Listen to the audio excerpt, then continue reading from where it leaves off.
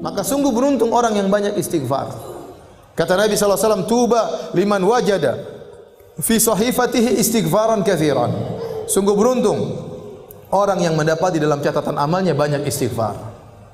Sekarang ini ibu-ibu, ya, banyak waktu kita terbuang, Bapak-bapak sekalian. Saya kalau di Arab Saudi saya sering lihat ada tulisan imla awqatak bil istighfar. Kita lagi ngantri ada tulisan isi detik-detikmu dengan istighfar. Kita kalau di Saudi kita jalan dari Mekah ke Madinah, di tengah-tengah ada tulisan subhanallah. Di tengah tulisan alhamdulillah. Kenapa orang yang bersafar agar ingat kepada Allah kemudian dia berzikir di tengah jalan. Betapa sering saya lihat orang ngantri mereka sambil berzikir, astagfirullah, astagfirullah, astagfirullah, astagfirullah. Sekarang mulai berubah dengan adanya medsos. Sekarang orang ngantri langsung buka Facebook. Astagfirullah, astagfirullah, astagfirullah.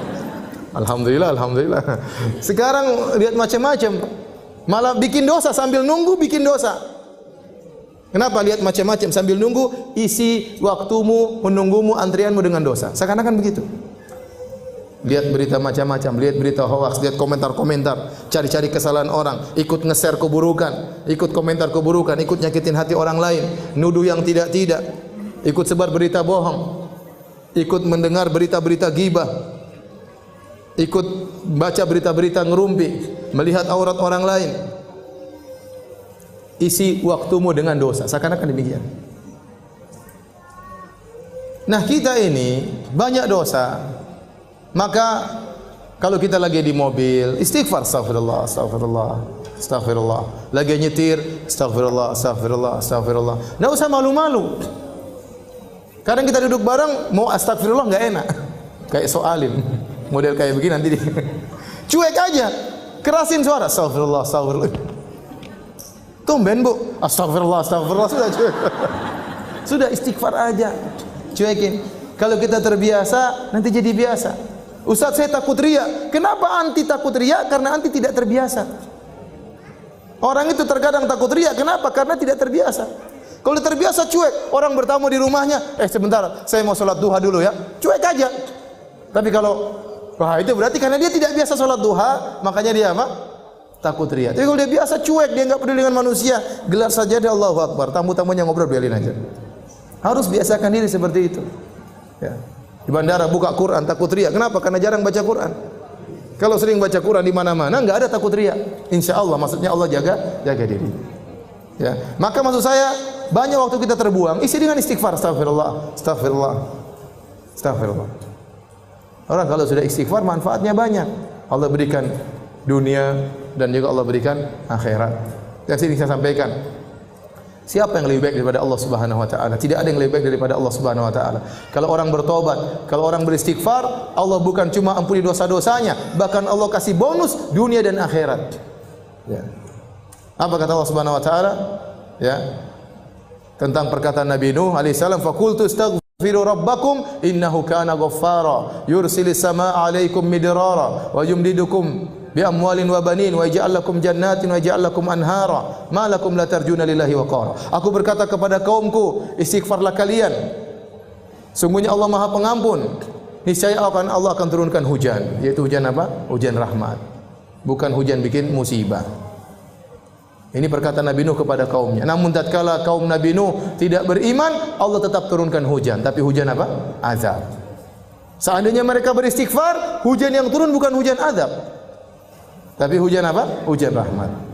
Kata Allah, yursil sama alaikum midrara wa yumdidukum bi amwalin wa banin. Allah akan perbanyak anak-anak kalian, Allah akan perbanyak harta-harta kalian. Wa ja'alakum jannatin wa ja'alakum anhara. Allah akan tumbuhkan taman-taman bagi kalian dan Allah akan alirkan sungai-sungai bagi kalian. Dunia Allah berikan. Akhirat Allah juga berikan. Ya. Ya ayyuhalladzina amanu tubu ila Allahi taubatan nasuha.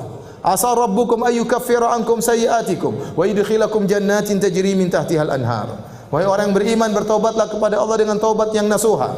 Niscaya Allah akan hapuskan dosa-dosa kalian. Apakah titik? Belum, masih koma. Ada kelanjutannya. Wa yudkhilakum jannatin tajri min tahtiha al-anhar. Allah masukkan kalian ke dalam surga yang mulai di bawahnya sungai-sungai. Siapa yang lebih baik daripada Allah? Tidak ada yang lebih baik daripada Allah Subhanahu wa taala. Manusia, kalau kita berbuat salah kepadanya, kita minta maaf, Dia cuma maafkan, tidak kasih bonus. Apa ada orang kita maki-maki dia, setelah itu kita datang, maaf mbak, saya kemarin maki-maki mbak, saya minta maaf. Oh begitu, ini nih, saya terima permohonan maaf engkau dan ini mobil saya kasih buat kamu. Apa ada orang seperti itu? Mustahil. Tapi Allah Subhanahu wa taala, kalau kita dosa kepada Allah, kita maksiat, kita bangkang perintahnya, kita melanggar larangannya terang-terangan, kemudian kita kembali kepada Allah, ternyata Allah kasih dunia, turunkan hujan, Allah berikan rezeki, berikan anak-anak, Allah bukakan taman-taman, Allah alirkan sungai-sungai, di akhirat Allah masukkan surga. Terus lantas apa yang buat kita enggan untuk bertobat dan beristighfar kepada Allah Subhanahu wa taala? Dan istighfar yang terbaik adalah di waktu sahur. Wal mustaghfirina bil ashar. Dan orang yang beristighfar tatkala di waktu sahur. Makanya ibu-ibu jangan lupa bangun malam, meskipun hanya 15 menit, meskipun hanya setengah jam. Saya katakan meskipun cuma 10 menit, salat witir 3 rakaat, kemudian istighfar, astagfirullah, astagfirullah, astagfirullah, astagfirullah. Kata Allah, wal mustaghfirina bil ashar. Orang-orang yang beristighfar di waktu sahur. Dalam ayat yang lain, ya, wabil asharihum yastaghfirun. Di waktu sahur mereka beristighfar.